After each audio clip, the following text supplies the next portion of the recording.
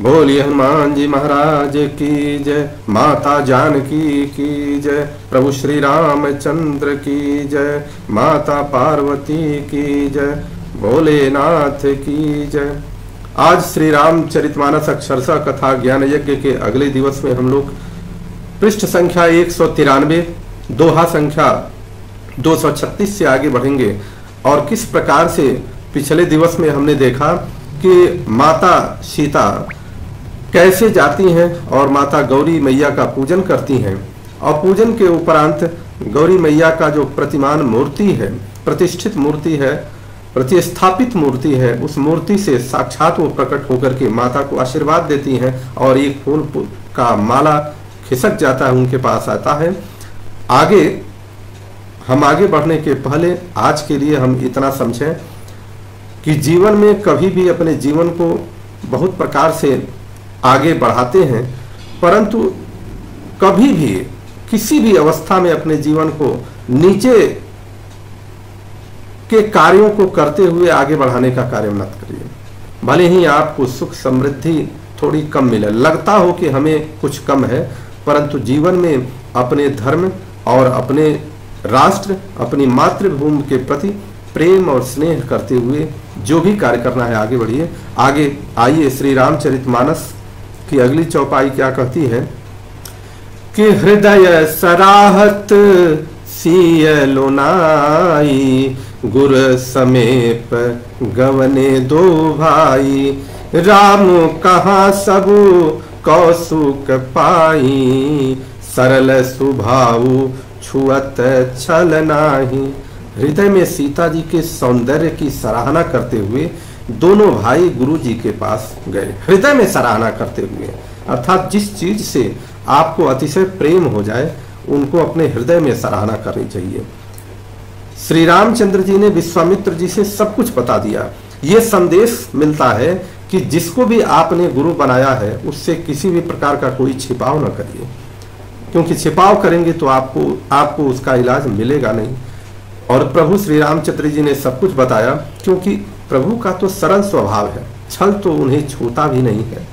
सुमन पाई मुनि पूजा कीन्ही, पुनि असीस दुहु भाई न दीन्ही, सुफल मनोरथ होहु तुम्हारे, राम लखन सुन भये सुखारे। फूल पाकर मुनि ने पूजा की और फिर दोनों भाइयों को आशीर्वाद दिया कि तुम्हारे मनोरथ सफल हो। यह सुनकर श्री राम लक्ष्मण सुखी हुए। मनोरथ प्रभु श्री राम का क्या है? माता सीता जी के प्रति स्नेह हुआ, और हमारे भैया लक्ष्मण जी का क्या मनोरथ है कि हमारे प्रभु श्री राम, हमारे भैया राम सुखी हो, समृद्ध हो, जैसे भी जो भी उनकी इच्छा हो सब कुछ प्राप्त हो। इस प्रकार से ये मनोरथ पूरी हो। करि भोजन मुनिवर विज्ञानी, लगे कहन कछु कथा पुरानी, विगत दिवसु गुरु आयसु पाई, संध्या करन चले दो भाई। श्रेष्ठ विज्ञानी मुनि विश्वामित्र जी भोजन करके पुनः प्राचीन कथाएं कहने लगे। दिन बीत गया और गुरु जी की आज्ञा पाकर दोनों भाई संध्या करने चले गए। प्राची दिशि शशि उयऊ सुहावा, सिय मुख सरिस देखी सुख पावा, बहुरी विचारु कीन्ह मन माही, सिय वदन सम हिम कर नाही। पूर्व दिशा में सुंदर चंद्रमा उदय हुआ। श्री राम जी ने उसे सीता के मुख के समान देखा और पाया। फिर मन में विचार किया कि यह चंद्रमा सीता जी के मुख के समान नहीं है। अर्थात प्रभु ने ये कल्पना कर लिया कितनी हमारी जो भार्या बनेंगी वह सीता जी, उनके चेहरे के समान इस चंद्रमा का भी सुंदरता नहीं है। जन्म सिंधु पुनि बंधु विसु, दिन मलिन सकलंक, असिय मुख समता पाव किमि, चंदु बापुरो रंक। खारे समुद्र में तो इसका जन्म, फिर विष इसका भाई, दिन में यह मलिन रहता है और कलंकी है। बेचारा गरीब चंद्रमा सीता जी के मुख की बराबरी कैसे पा सकता है? देखिए चंद्रमा का जन्म कहाँ हुआ? इसका जन्म खारे समुद्र से होता है और विष इसका भाई है। दिन में मलिन अर्थात शोभाहीन निस्तेज रहता है, सभी लोग जानते हैं, और कलंकी काले दाग से युक्त है। घटई बढ़ई बिरहिन दुखदाई, ग्रसही राहु निज संधि पाई। कोक शोक प्रद पंकज द्रोही, अवगुण बहुत चंद्रमा तोही। अब वो चंद्रमा के अवगुणों को समझने लगते हैं प्रभु कि इसका क्या है, ये फिर यह घटता बढ़ता रहता है और विरहिण स्त्रियों को दुख देने वाला। राहु अपने संधि में पाकर इसे ग्रस लेता है, चकवे को शोक देने वाला और कमल का बैरी है। हे चंद्रमा, तुझ में बहुत से अवगुण हैं, तू सीता के समान नहीं हो सकता। बैदेही मुख पट तर दीने, होई दोष बड़ अनुचित कीने। सिय मुख छवि विधु ब्याज बखानी, गुर पही चले निसावड़ी जानी। अतः जानकी जी के मुख को तुझे उपमा देने में बड़ा अनुचित कर्म करने से दोष लगेगा। इस प्रकार चंद्रमा के बहाने सीता जी के मुख की छवि का वर्णन करके बड़ी रात हो गई जान वे गुरु जी के पास चले। करि पुनि चरण सरोज प्रणामा, आय सुपाई कीन्ही विश्रामा। विगत निसार रघुनायक जागे, बंधु बिलो की कहन यस लागे। ऐसा मुनि के चरण कमलों को प्रणाम करके आज्ञा पाकर उन्होंने विश्राम किया। रात बीतने पर श्री रघुनाथ जी जागे और भाई को देखकर ऐसा कहने लगे। उवाऊं अरुणयवलोकहु ताता, पंकज कोक लोक सुखदाता। बोले लखनु जोरी जुग पानी, प्रभु प्रभाव सूचक मृदुवानी। हे तात देखो, कमल चक्रवाक और समस्त संसार को सुख देने वाला अरुणोदय हुआ है। लक्ष्मण जी दोनों हाथ जोड़कर प्रभु के प्रभाव को सूचित करने वाली कोमल वाणी बोले। क्या कहते हैं लखन जी? अरुणोदय सकुचे कुमुदा, उड़गन ज्योति मलिन। अजिम तुम्हारे आगमन सुनी, भय नृपति बलहीन। अरुणोदय होने से कुमुदनी सकुचा गई और तारागणों का प्रकाश फीका पड़ गया। जिस प्रकार आपका आना सुनकर सब राजा बलहीन हो गए हैं।